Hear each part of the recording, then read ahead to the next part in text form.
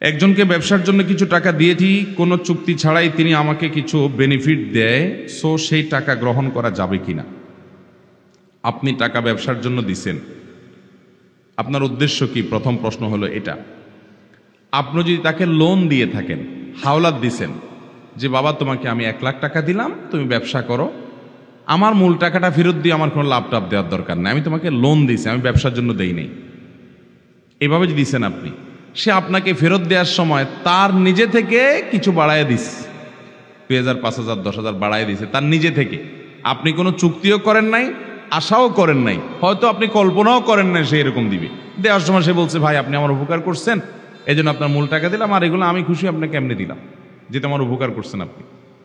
তো এটা নেওয়া জায়েজ আছে, কিন্তু এটা পরিষ্কার বুঝতে হবে যে এটা যদি ঘুরায় ফিরায় ইশারা ইঙ্গিতে হয় যে আপনি দেওয়ার সময় বললেন না ভাই আমি ব্যবসা বাণিজ্য চাই না, তোমার এমনি দিছি, ঠিক আছে তুমি রাখো, তুমি খুশি হয়ে কিছু দিলে সেটা জায়েজ আছে, তো বলে দিলেন, তাহলে ওইটা কি হবে না? জায়েজ হবে।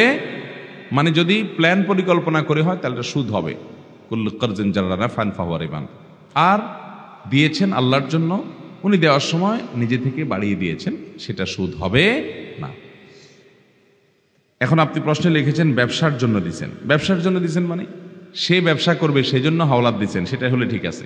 আর আপনি দেওয়ার সময় যদি ব্যবসার ধান্দা থাকে তাহলে অতিরিক্ত লাভ নিতে হলে আপনাকে চুক্তিতে আসতে হবে, ঠিক আছে ভাই আমার টাকা তোমার শ্রম, ব্যবসা করো, অথবা তোমারও টাকা আছে আমারও টাকা আছে, দুইটা দিয়ে ব্যবসা করো, আমার এই টাকা আছে, এটার বিনিময়ে ব্যবসা করার পর যে লাভ হবে তার এত পার্সেন্ট আমাকে দিবা। পার্সেন্ট ঠিক করতে হবে, সেটা 50% হোক, 20% হোক, 30% হোক, উভয় পক্ষ যেভাবে ঠিক করে সেই পার্সেন্টেজ আকারে হিসাব করে করে লাভ দিতে হবে, তাহলে সেটা জায়েজ আছে। থোক মুখস্থ প্রতি মাসে প্রতি বছর একটা মুখস্থ টাকা দিয়ে গেল আন্দাজে, সেটা জায়েজ হবে